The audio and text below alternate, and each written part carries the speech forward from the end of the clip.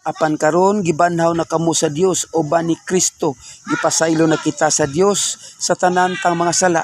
Gipapas niya ang tanan tang mga utang, lakip ang mga kasabutan bahin niini ug giwagtang niya ang tanan pinaagi sa paglansang niini didto sa krus ug pinaagi sa iyang kamatayon sa krus.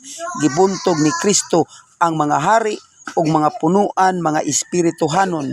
Gipasundayag niya silang tanan pinaagi sa pagdala kanila ingon nga mga bihag nga nagsunod kaniya sa iyang pagsundayag sa kadaugan.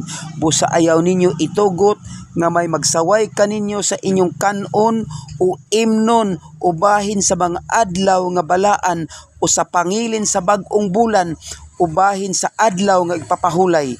Kining tanan mga landong lamang sa mga butang nga umaabot, apan ang katumanan mao si Kristo.